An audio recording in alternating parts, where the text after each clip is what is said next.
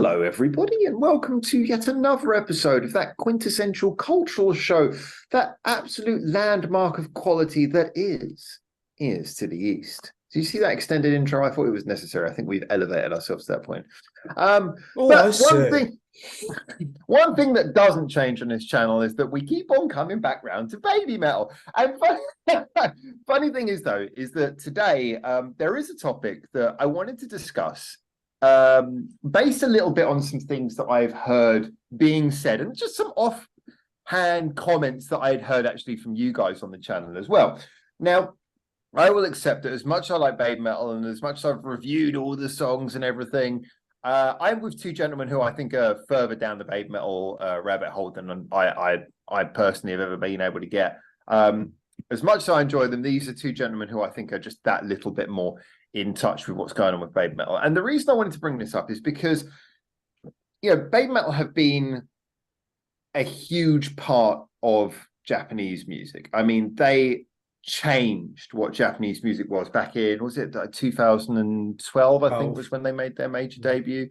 Really sort of burst onto the scene. They went viral. We've all spoken about our first time seeing them, just how they caught everyone's attention. And they opened the world up to Japanese music. It wasn't like the K-pop thing where it just sort of swept in and just replaced what was already there. It was like a Guess whole who I will different see thing. in 9 days? Babe metal? Ooh. Is this why we're talking about that? Yeah. But I mean, the thing is that baby metal are a group who they introduced the world to a very effective, palatable version of what became the Japanese norm. The mixture of different genres, the idea that Japan feels free to be crazy about mixing genres together as they did with J-pop and metal, but has fun with it and delivers a quality item off the back of it. Now, we all know that's the bit that you guys already know. I'm sure if you're watching this video, you're already up to date with that basic assumption. So what we're looking at really here is kind of a two-step thing. First of all is, in my mind, baby metal's always just been, they're that main thing. They're at the top of all the billboards. They're the huge name that everyone knows. But I think when we were doing the video the other day, me and Benedict, we were talking about opening acts. I mentioned I was just really surprised that even the idea of thinking of baby metal as an opening act was very strange to me. And how does that even work? And a lot of people in the comments saying, yeah, that was normal.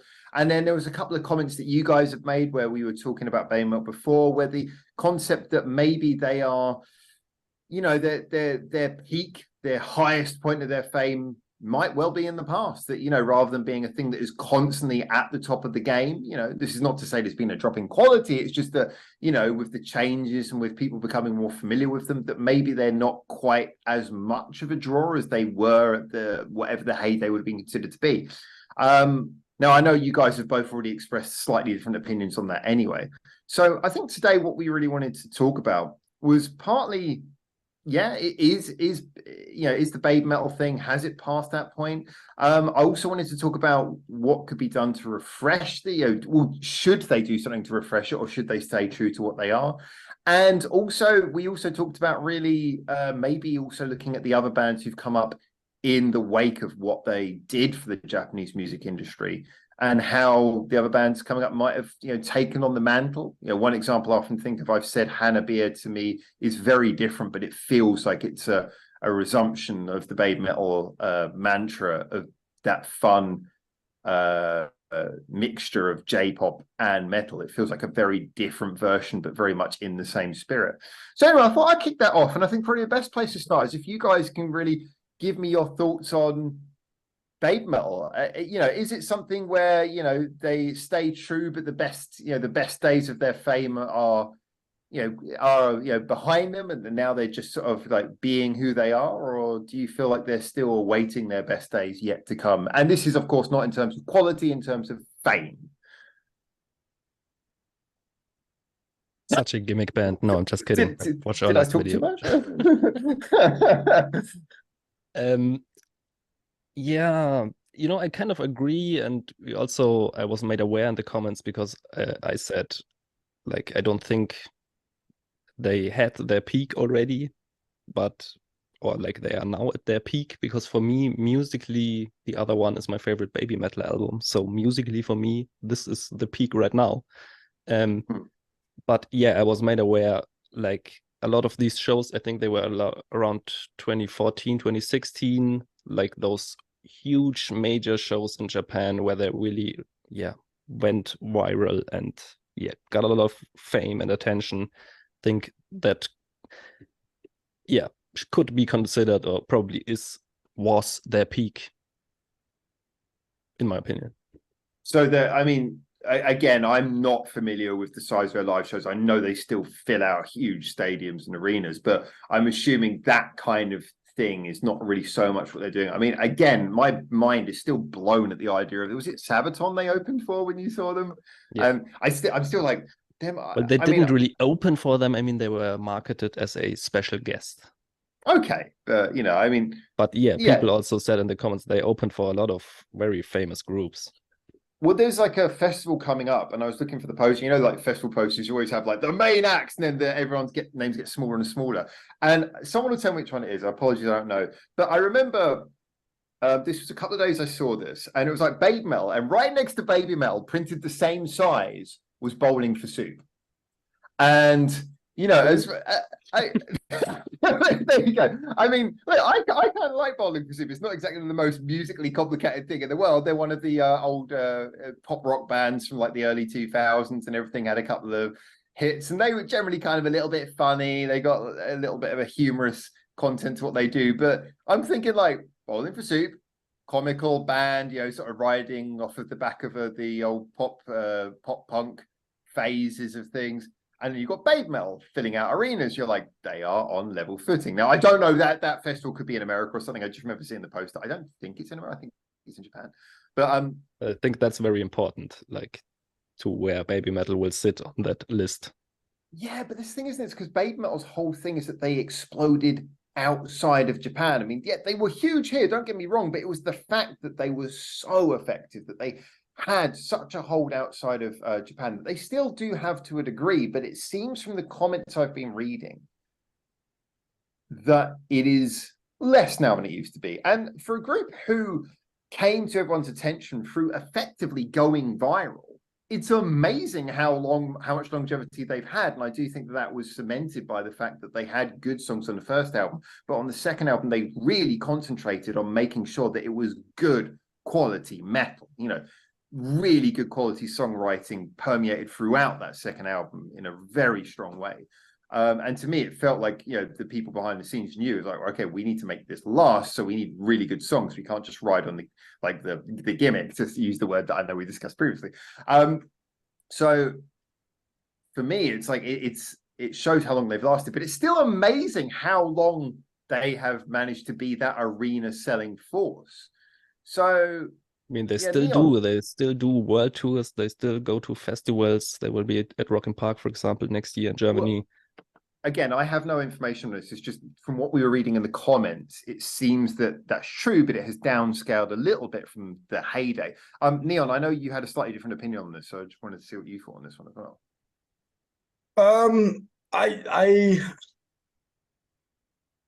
I think musically, I still think they got a lot to offer. I think I think if you look at a BABYMETAL, I think it's a purely subjective thing. I think when they all music is, yeah, exactly, which is why we can do what we want, because we all have big opinions, but none of us are none of us actually can do anything about it.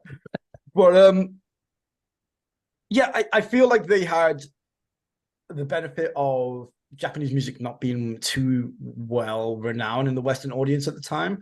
I think they also came out and hit a viral stage where YouTube, I think around about 2012, was rising in prominence of becoming a daily thing that people used as well. I don't think many studio companies and all that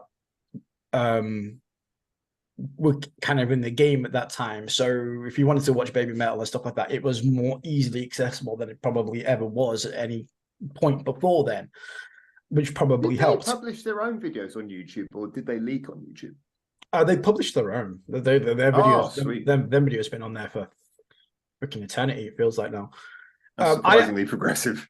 Yeah, I mean, I actually remembered BABYMETAL. I had a friend show me BABYMETAL like freaking 10 years ago, like probably around 2012, 2013. And I've said this story many times. I said I was so into my metal I probably heard them for about 30 seconds. I was like, nah, that's not for me.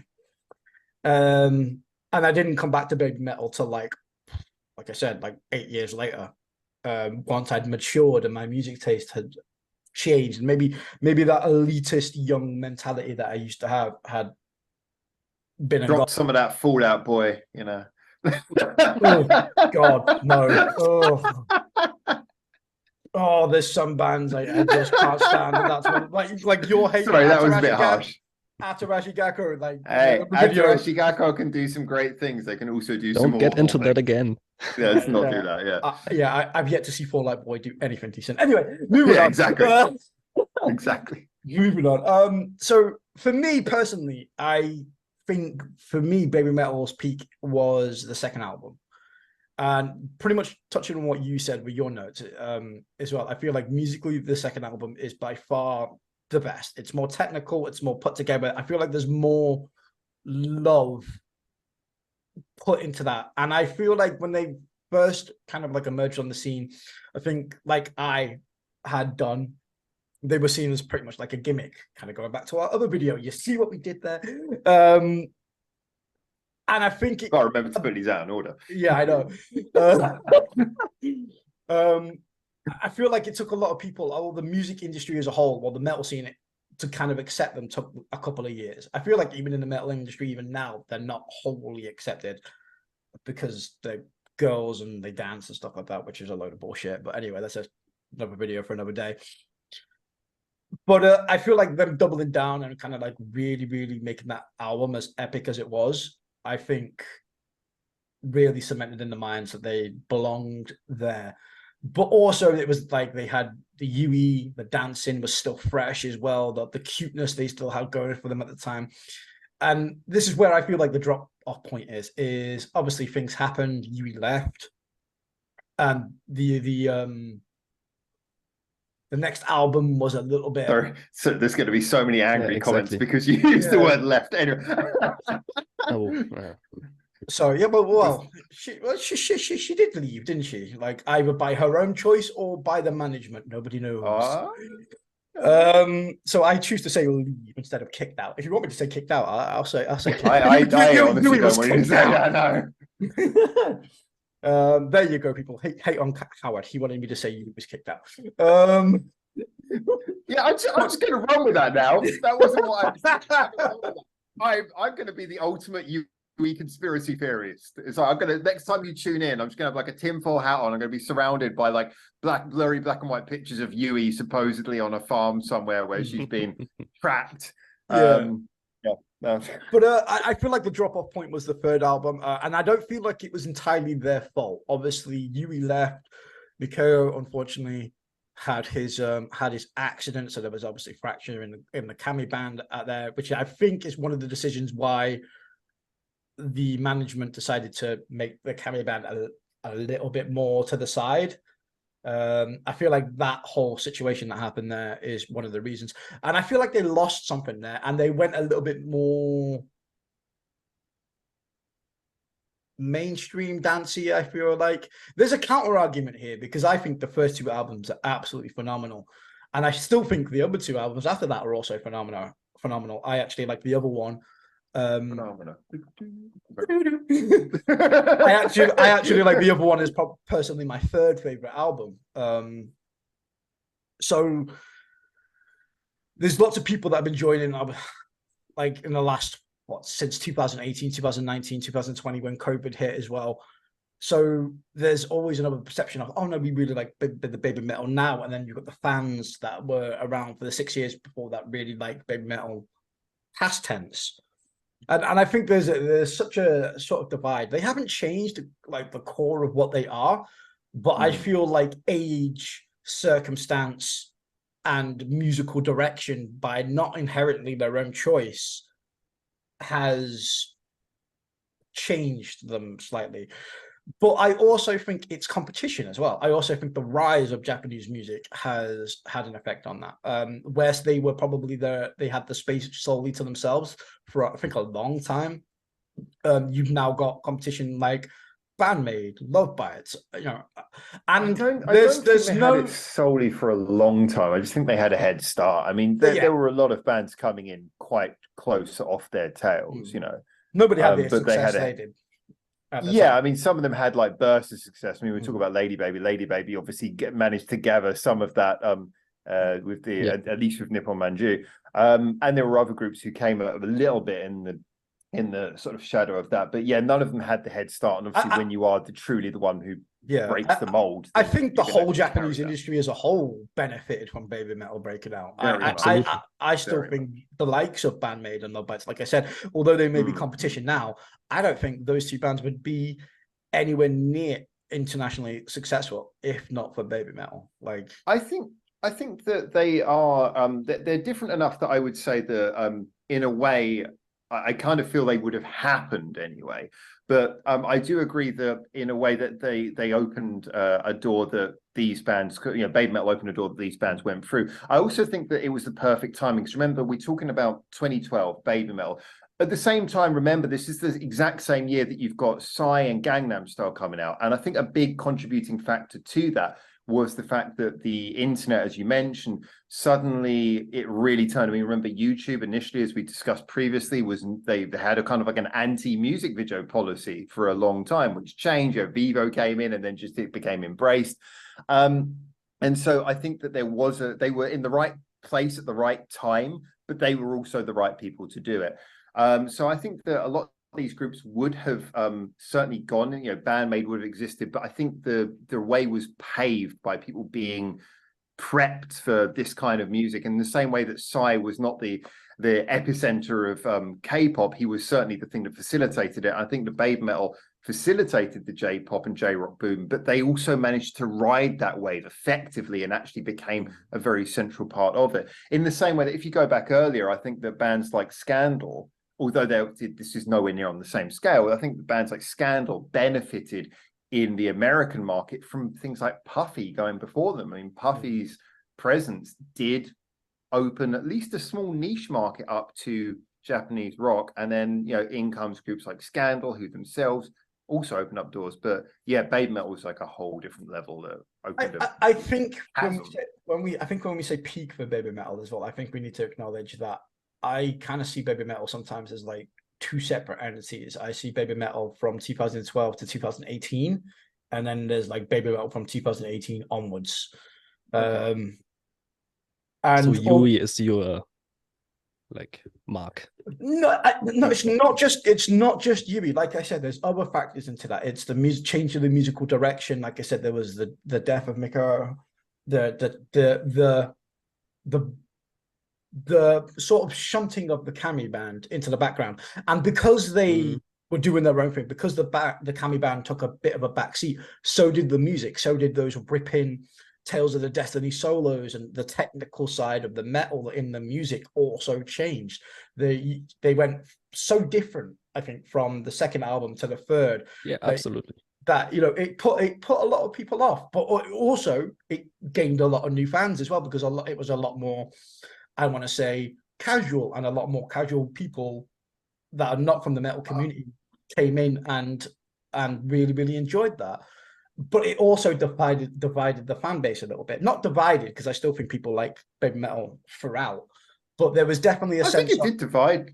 There were some people who were sawn off by it. I mean, I know people who. It's definitely a turning point. It was a turning point. It was like a turning point that I think needed to happen, because obviously the girls can't stay that young and that cute forever, and at some point they would have to have changed their image and mature. It just feels like it was really forced upon them, and it didn't happen naturally. It felt like it happened like 2, 3, 4 years too soon, just when they were riding really high off their success, and probably changed their plans a hell of a lot. I think I've probably spoken on this one a bit, so I just kind of want to get like Benedict to sort of jump in a little bit on this whole Metal Galaxy thing, because I do think, as Neil was saying, I do think that it did cause a lot of ruckus, and it was definitely a big decision. I think that it was a natural, you know, the Metal Galaxy was the natural step from the 2 albums that have come before to complete that trilogy, but I also think it was always going to be a controversial one. I know we've talked about this a little bit before, but I mean, yeah, what do you think about it? Do you think that was kind of like a turning point for the Metal Galaxy style, kind of sealed a bit of a change in, I was I like think change in so. fortunes, but you I know, like agree basically with everything Neon has said. I think a lot of things came together at that time. I mean, I think the first and second album, it's probably the most beloved in general. And the third one, Metal Galaxy, probably the least beloved. but do you think that's just I'm the just natural assuming progress this. of time that, you know, in the same way that I think it was a masterstroke taking that initial success and turning it into two successful albums? Do you think it's just that, you know, well, look, it was a masterstroke to make, you know, make that success blast for two albums. So if anything, falling off on the third album a little bit is not that bad, especially considering they didn't really fall that far. You know, just, To me, you know, for every more fan they masterful lost, is they probably got the a new fan back. yeah. But to me, the more masterful thing about Baby Metal is that they are constantly evolving and not just doing the same thing every time. Yeah. And I think, yeah, not everyone is down with that. A lot of people, like, they got into Baby Metal with the first album and the first and second album and really loved that. And then they had Metal Galaxy, which was a lot more experimental, very different in style. Very Yeah, different. very different. Like, just the first two, you could say they are kind of similar, but the third one, not really. I think that Yeah, and then you had Yui leaving, you had the hiatus. I think all that took away from their fame in a way. Yeah, to COVID me, as well I probably didn't always, Yeah. help. that's true. Yeah, a lot of people I remember complained about how quiet they were during COVID, but considering the type of band they are, it was kind of hard for them just to appear on their socials, you know. But I think for me, like that trilogy of first three albums, like the first album was an experiment in mashing two genres together, which is great. The second album was an experimentation in writing styles, you know, in how you actually pen a metal song. And then the third album was an experimentation in production and presentation and, you know, sort of like playing, again, going a little bit back into the genre thing, but having guest featurettes, having more sort of playing with sounds and production styles. And so for me, those three albums completed a very interesting trilogy of different approaches to how you can make a metal album. I'm going to butt in. I don't think Metal Galaxy would have been the same if Yui was still part of the band and obviously the Kami band was still in full force. I think that In third what album, way? I think the production thing probably would still be the same. I agree with what Benedict said about like they're always constantly evolving, and I do feel like the third album would have been substantially different as the evolution would have changed. I don't think we would have got Metal Galaxy the way it is today if things hadn't gone the way that they did. What do you feel would have been different though? I mean, how do you imagine Metal Galaxy would have sounded if she had been present? It's not just her; it's the Kami band as well. I feel like they would have had more of an influence, more of a say. I feel like the metal side, the heavy metal side, the technical side of it probably would have been more prevalent. The reason why I say that is because you look at the other one, and again, that is heavier, a lot heavier. It coincides with the first and second albums a little bit more, and it makes Metal Galaxy look a little bit like an oddity, which it really is. I just think they made the best of the situation that they had at that time. But I still think that album would have been different. I know there's interviews, and I know there's going to be people in the comment, but I know there's interviews of Cobra and stuff saying, "Oh, we had this planned for years. It was always the plan and stuff like that." But I'm going to call bull on that. I don't care what he says. I completely think that was just roped together, and they not half-assing it. But again, I think they made the best of a bad situation of One area where I'm going to definitely agree with Neon there is that, I mean, from having worked in record companies, I can tell you that 99% of the stuff, even from the most genuine bands you ever hear, 99% of the stuff that comes out is in some way curated. You know, there's going to be someone who at least has checked that before it gets said. It's very, especially in Japan, it's very rare that a comment goes out without being thought about first. So yeah, I think even with like the most famous ones is when bands break up. Whatever reason they say they broke up, it's probably not that simple. It's probably not that.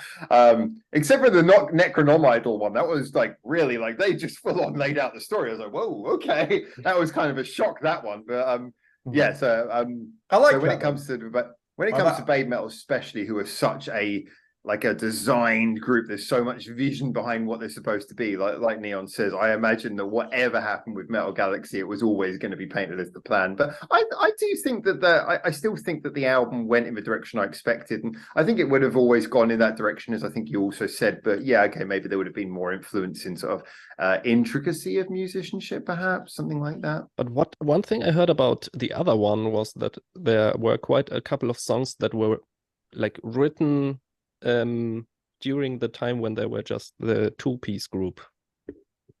And that kind of wouldn't that kind of like Yeah, I've heard that as well. I think for them, again, we're going back into sort of like theory territory a little bit here, but I honestly don't think they had a concrete plan for about 4 years. I think since Yui left and they shunned the Kami banger, I don't think they had a fucking clue what they were doing.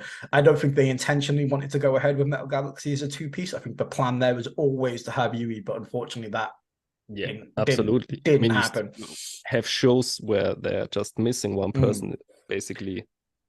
Yeah, and I feel Because it like was so sudden. I feel like the other one was supposed to be the album, but then before they released that, I feel like management thought that the two-piece maybe wasn't working, and they wanted a third person in there, and then they went and got Momoka, and that's why the other one is not classed as the fourth album. But I don't give a shit what anybody says. It's a fourth album. It's a fourth album. It's an album, yeah. So I'm looking forward to seeing what the next one is. I think they've done it the right way. I think I like, considering that they probably ham-fisted their way through this, and they're still so successful, and they still got this following. I think their peak for me personally, again, is the second album, is that from that 2014 to probably about 2017 era. But I'm looking forward to seeing what a new album, a proper album with Momo is. Again, a whole designed album with a 3-piece, and to see if it can recapture that magic. I feel like the music's slightly different. I'm interested to see what direction they go into. I would say that this is actually, ironically, because I mean, I had the initial excitement when I first sort of found out about Babe Metal, and people were taking me down the rabbit hole with that.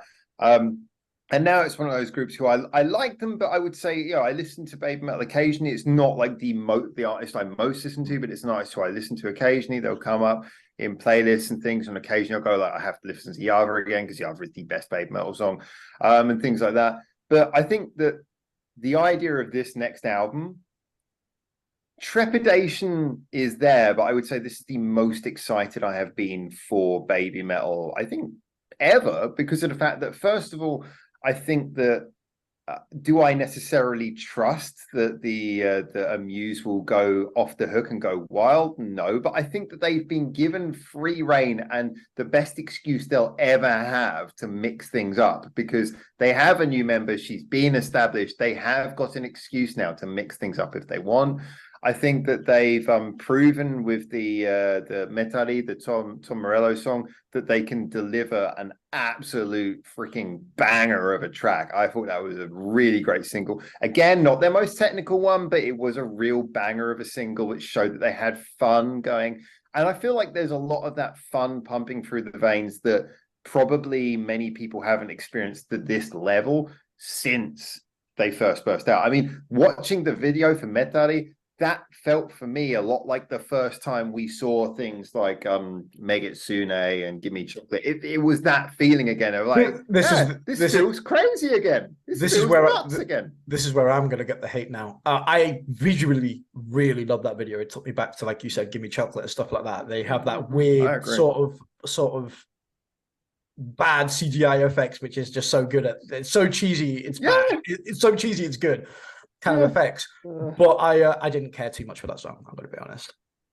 It's not my favorite Baby Metal song either. It's not my favorite, but I definitely think it's a banger of a single. And plus, then again, that might just be Tom Morello. That might just be the Tom Morello power. But this is what I was going back to before. I feel like there's a split in eras of where they've been so metal to where they are now, because I think me and both Benedict, we are definitely more leaning towards, I feel like, the metal side. Did you say Pope Benedict? It sounded like you said Pope Benedict. No, okay, we only do that off cam. Make sure you keep your staff out of the image. You know, I don't want people seeing your staff and your hat. Keep them to one side. But yeah, there's that divide. I feel like between the metal side and the more popular side to them. I mean, I just can talk from my perspective, and I'm like kind of a late fan. I kind of got into them. Like I immediately had the first 3 albums to listen to. I didn't have like just the first album for a couple of years and then the second album for a couple of years. So yeah, to me, it was always this diversity they had in their music. If I would have listened to 3 albums and they would just all have been like the same, I'm not sure if I would be such a fan. I probably wouldn't have a baby metal tattoo right now. I think that, I mean, again, this comes back to kind of, I think something that we said without saying, which is that as much as we all agree that Metal Galaxy might well have been a divisive album, and some people loved it, some people not so much. I personally really liked it. It's probably still my least favorite of the 4, but I still really like this album. Yeah, divisive as it is, though, it's still great. I would say, though, that the point for me is that regardless of what you think of the style and the choices, it was also necessary because of the fact that baby metal by design do not stand still, and it was the logical next thing to try. So yeah, I think whether you liked it or not, even if you didn't like it, it's still a testament to the thing that makes baby metal great, the wish to try something different rather than just say, hey, that last album works, do that again. Exactly. But like I want to ask you, would you like, yeah, maybe you could ask both, but would you personally prefer, and what do you think would be better for baby metal, if they would release an album that's like kind of similar to the first one, or like the first and second one, or do you think it's better for them to release something that's just like their continued experimentation and something completely new? Because that could also mean like they're again losing some fans that maybe are not down with a new direction and stuff. So what's your opinion on that? I know my opinion already, so I'm gonna let Neon answer this one first. Again, personal preference is I would love a continuation of the second album. Personally, it was so good, it felt like it was there and then they moved on way too quickly. I want more of that. I'm like the longing. I mean, it's fair. But I don't believe that in any band should go backwards. You should always go forwards. So I think they should just continue on the path that they're going on now, evolve, do new music, and just keep being them. Be decisive, be spontaneous, be baby metal, basically. And I'm sure whatever it is, the next album will be. Like I said, even backwards can like be great for some fans. Because like I'm thinking of like Bring Me the Horizon, and their latest like EP or album was like a kind of step back, way more heavy and aggressive, and I really enjoyed it. And I didn't enjoy the stuff before. It kind of reminds me of Korn a little bit. Like Korn in the 90s and early 2000s were freaking phenomenal. And then they had like 10, 15 years where they tried different things and they kind of dropped off the face of the map, and then came back in 2018 where they were like, let's just go back to what we were originally good at. And then they became. That's why I'm asking, what do you think is better for baby metal as a like for their fame? For their fame, I think at this point they're too big to fail. I think no matter what they do, I feel like people are going to really, really like it, whether or not it is more metal situated, idol situated, or whatever. I feel like they're way too big. I feel like they're in a position where they could pretty much do what the fuck they want, and I think people will like it. I always have my personal preference of what I think I personally would prefer, but the girls are the girls, and you know, as much as I wouldn't have expected them to go the way of Metal Galaxy when that first came out, at the time I fucking loved it. I really, really enjoyed it. It's only once the hype has died down and you look back at a retrospective and you're like, did I enjoy that as much as the first 2 albums? Probably not. And then the other ones come out and I'm like, do I like that better than the other albums? Well, I certainly like it better than Metal Galaxy, but do I like it as much as the first 2? Again, probably not. But the next album could be completely different. That could be my all-time favorite. We don't fucking know. So I don't think you can say to any band you should always go backwards. I feel like you should always evolve and move forwards. But I think sometimes going back does help, as long as you don't dwell on it. As long as you don't always also move forward, but take elements from before. take inspiration for what you've done before, but always move forward. Don't stand in this like perpetual motion of just doing the same shit over and over and over again, because I feel like that's a surefire way to die fucking quickly. But yeah, I feel like I'm looking forward. I'm excited. I'm more excited than I was for Metal Galaxy, because again, you got Momo Metal now. I'm more excited than I was for the other one, just because there's a lot more things that have come into place now. I'm really interested to see which direction to go. And again, coming off the back of the other one, I'm a lot more hyped after that album than I was for Metal Galaxy.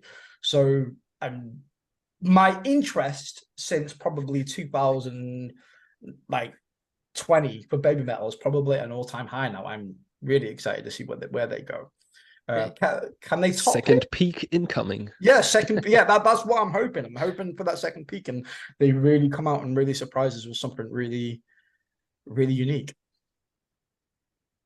Howard's being very stoic there. I basically I agree with most of what you're saying there. I mean, when it comes to going forwards, again, I think this is the quintessential quality of Baby Metal, is that they always move forwards.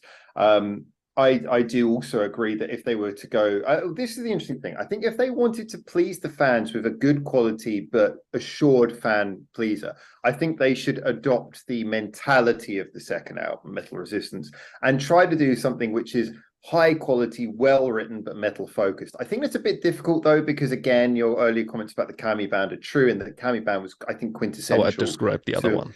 How well, yeah, I still, I mean, personally, I feel that Metal Resistance is a much better written album, but I still like the other one. I just think the other one for me is like a more simplified version of the same thing. But I still, no disrespect. For me, Metal Resistance is the high point writing wise.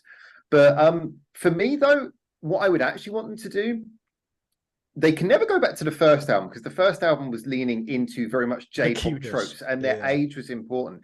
But I think they could capture that again by doing the one thing that I think that it might upset some of their fans, but I think they should just fucking do it. I think this is the best way forward, is release a real, no holds barred, no limits album where they really do try everything. I'm talking about Baby Metal acoustic songs on there. I'm talking about songs where they lean full on into the J-pop. I'm talking about songs where they go have some screamo metal on there where they scream on it. I'm talking about do an album, have one song which is done traditional style kabuki, have, Momoko can do some kabuki style, have it. I'm talking about an album where every song is absolutely batshit crazy. Get the best writers from every genre in there. Have, brilliant writers from all different genres, craft them an album which is a collection of every imaginable genre through the Baby Metal filter. Perfect staffing. Make it, just because they're the only group who could pull that off. They're the only group who you could hire those argue people their to do it, albums and already are like that. No, then they're all metal albums. They're all metal albums, and I love them. But I think there's a lot of variety in there. Not to that I'm talking. They would never do an acoustic song right now. They would never do an acoustic song right now. I wouldn't class Metal Galaxy as a metal I mean, they wouldn't put it on their album, but they did. Yeah, but that's what I mean. Do an album where an acoustic song is not scary. Do an album where acoustic song is the the lightest of the variations. Cobra won't do that. There'll be exactly. That's why I don't think that'll happen. There'll be a Baby Metal acoustic album at some point, I think, but he'll save acoustic that song, not a whole album. Because it's all about the money. That's the only way to get back that shock value, I think, but in a good way, in a quality way. Anyway, we've got only a few seconds before Zoom time's out, so we should probably tell people to get in the comments and say what they think, and remember to keep their ears to the east. Yeah, it's a quick. There you go. I tell you what, it's 3:00 here. I'm gonna have to switch a light on. It's dark and dingy. You can tell I'm in the UK. It's stormy here. Jesus. Anyway. Bye. All right. See ya.